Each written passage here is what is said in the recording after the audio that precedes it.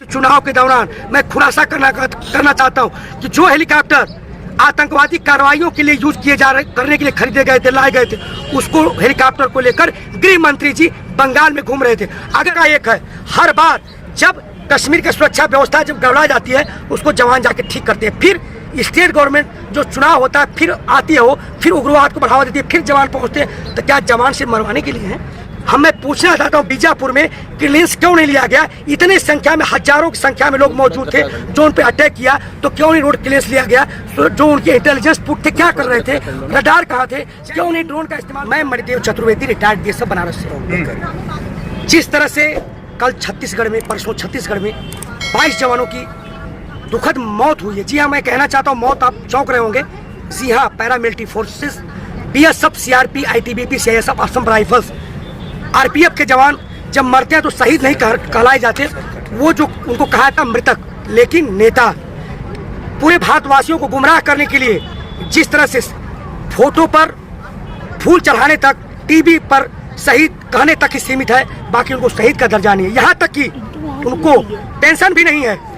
लेकिन नेता जितनी बार चुने जाते हैं उतनी बार उनकी पेंशन है, उनको शहीद का दर्जा नहीं है। आपने देखा होगा जिस तरह पुलवामा में शहीद कहा जा रहा था, लेकिन उनको शहीद का दर्जा अभी तक नहीं मिला है, अभी तक उपेक्षित है वो, अभी उनकी विधवाओं के आंसू नहीं सूखे हैं। निश्चित रूप से आज पूरी तरह से जवान हताश है।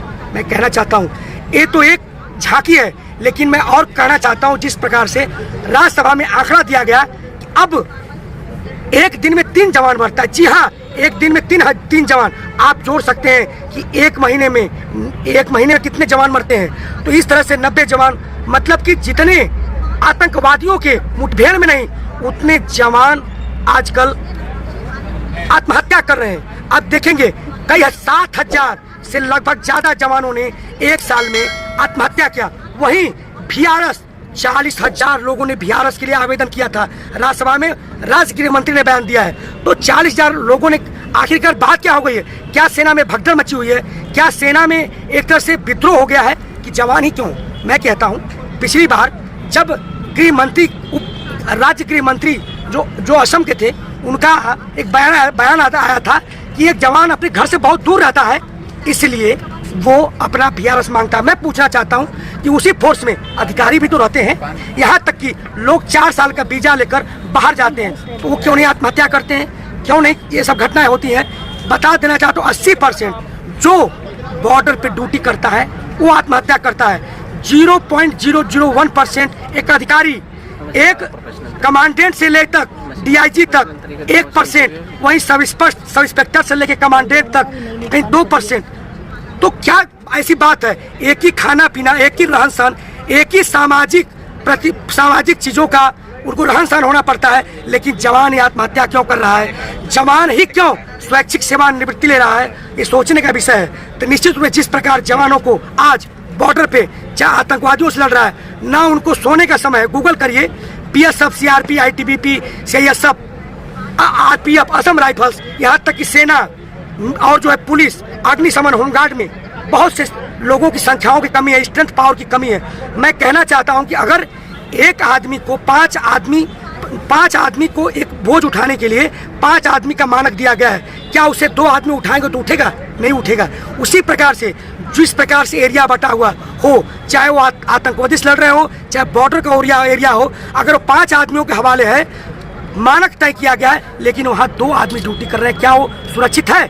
जिस प्रकार से बीजापुर में, छत्तीसगढ़ में अटैक हुआ है, वहाँ पे जो गिल ब्लू स्टार में जो सफाया किया था, उन्होंने कहा था कि हमें 10 बटालियन दीजिए, 1 महीने का समय देगा।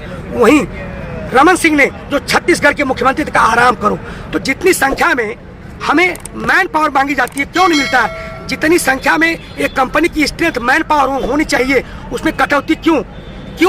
जवानों को सुविधाएं नहीं, जवान सोता नहीं, जवान के पास खाने के लिए समय नहीं है, जवान के लिए दाढ़ी बनाने के समय नहीं है, तो कैसे ड्यूटी करेगा? उसके लिए छुट्टी नहीं। यहाँ तक कि राशन आता है, उसको अधिकारी खाते हैं, जवानों खाते में नहीं, उनके खाने में नहीं जाता, पोषक तत्व तो नहीं मिलता, तो कैसे वो ड्यूटी करेगा? कहीं न कहीं उपेक्षित है। और आज स्वैच्छिक सेवानिवृत्ति से लेकर के आत्महत्या तक, आत्महत्या से लेकर के जो अधिकारियों की हत्या तक करते हैं वही नहीं रुका है। जिस प्रकार से आतंकवादी कार्रवाइयों में, चाहे सरहद की कार्रवाई में लिप्त होकर जवान जो मर रहे हैं, उसका जिम्मेदार कौन? निश्चित रूप से आज की सरकार जिम्मेदार है, क्योंकि जब स्त्री या पुरुष जन्म लेता है तो उसका अधिकार बनता है कि अपना जीवन सुखमय आनंदपूर्वक बिताए। सरकार का कर्तव्य बनता है कि उपयुक्त वातावरण का निर्माण करे, लेकिन आज उपयुक्त वातावरण का निर्माण नहीं है। आज किसान खेत खलिहान में परेशान है, उसका बेटा सरहद पे मर रहा है। तो आज ये बहुत चिंता का विषय है। पूरा देश कहीं ना कहीं आज सुरक्षा के साथ ये सरकार खिलवाड़ कर रही है, भारतीय संसद खिलवाड़ कर रही है। ये जागने का विषय है। आज जवानों को उनको सुविधाओं देने जो, मैं ये भी कहना चाहता हूँ कि एक जवान अगर आज उसे कश्मीर में जाना हो तो उसे तत्काल में आरक्षण नहीं है, लेकिन एक नेता अगर घर से दिल्ली जाता है उसके तत्काल में राजधानी और शताब्दी में उसे रिजर्वेशन मिलता है। तो बताइए किसको जरूरत है? मैं पूछना चाहता हूं, जो सुकमा में 2014 में अटैक हुआ था, इस 14 घंटे तक उनको रिलीफ नहीं मिला। जानते क्यों? जहाज खरीदे गए थे इसलिए कि जहां उग्रवादी प्रो एरिया है वहां पर जल्द वहां पे सुविधाएं उनको हायर किया जाए, उनको अस्पताल में पहुंचाया जाए। वो जहाज उस समय गृह मंत्री राजनाथ सिंह थे, गृह मंत्री जो तो वो यूज कर रहे थे, नेता यूज कर रहे थे, और 14 घंटे उनको सुविधा नहीं मिली, वहाँ जवान मर गए। फिर उन जवानों को कहा गया, उन हेलीकॉप्टरों को रांची में खड़ा किया गया। लेकिन इस चुनाव के दौरान मैं खुलासा करना चाहता हूँ कि जो हेलीकॉप्टर आतंकवादी कार्रवाइयों के लिए यूज किए जा रहे, करने के लिए खरीदे गए थे, लाए गए थे, उसको हेलीकॉप्टर को लेकर गृह मंत्री जी बंगाल में घूम रहे थे। अगर टाइम पर वहाँ सुविधा मिला होता, जो 6-8 घंटे तक ना उन्हें रीइंफोर्समेंट मिला, ना उन्हें मेडिकल सुविधाएं मिली, वो जवान मर गए। घास भूसे की तरह जिनको हेलीकॉप्टर सुविधाएं देनी चाहिए थे, उन्हें दिल्ली में इलाज के लिए जाना चाहिए था, वो ट्रैक्टर के टालियों पर घास भूसों की तरह भर करके गए। जहाँ 5 जवानों की मौत हो सकती थी, वहाँ आज इतने जवान मरे गए।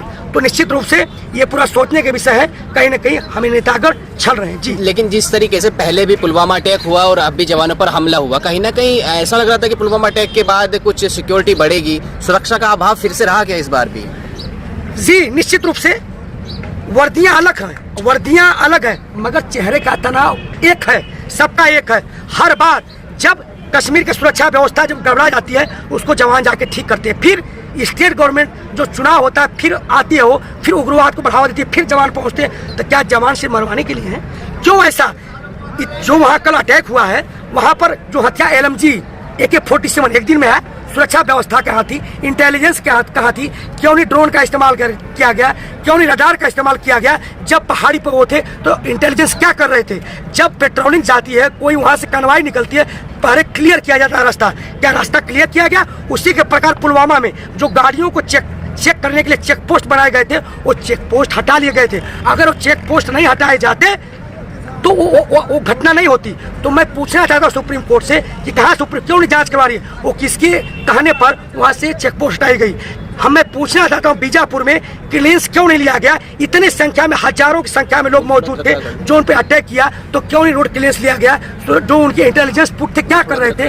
रडार कहाँ थे? क्यों नहीं ड्रोन का इस्तेमाल किया गया ताकि उन जवानों को जवान बच जाते? लेकिन तो कहीं ना कहीं ये प्रयोग हो रहा है सरकार का सत्ता में आने के लिए। मेरी आशंका है कि ये जनता भारत की बहुत इनोसेंट है, और ऐसी आप कहीं एक सर्जिकल करवाते हैं, कहीं दूसरे तरफ अटैक करवाते हैं, तो जनता का ध्यान भटक जाता है। अब भड़काऊ भाषण दिया जा रहा है कि नक्सलाइटों को खत्म करेंगे।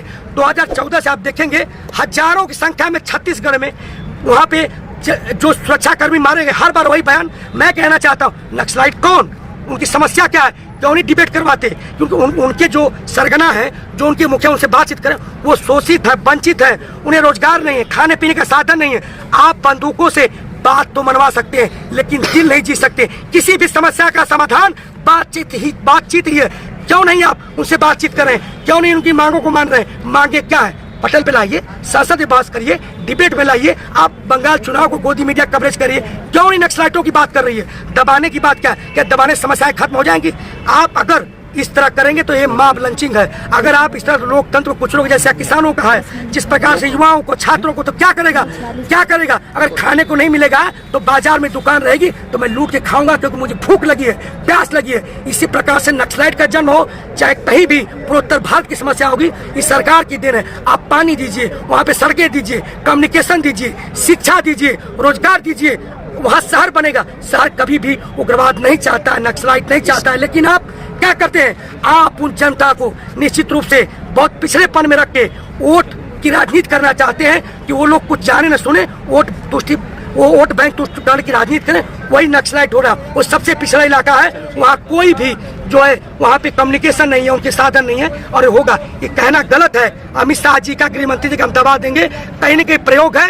ये चुनाव जीतने का प्रयास किया जा रहा है। सलमान घाटी की समस्याएं हुई, आपको सर्जिकल करवाया गया, आपने आरव गोस्वामी का देखा होगा। ये सरकार का प्रयोग है कि इस प्रकार से राष्ट्रवाद की बात करके हम वोट जीतेंगे और यही प्रयोग करें। ये भी हो सकता है प्रयोग है, क्योंकि साधन संसाधन होते हैं। 6,000 की संख्या में नक्सलाइट थे, उनके पास LMG थी, AK-47 थी, कैसे इकट्ठा हुए, क्यों? इंटेलिजेंस क्या कर रहा था, पुलिस क्या कर रही, इंटेलिजेंस तो कहीं ना कहीं एक घेरे सुरक्षा, मतलब कि सवालों के घेरे में है। लेकिन सरकार क्या करेगी? कुछ नहीं, कोई जांच नहीं होगा।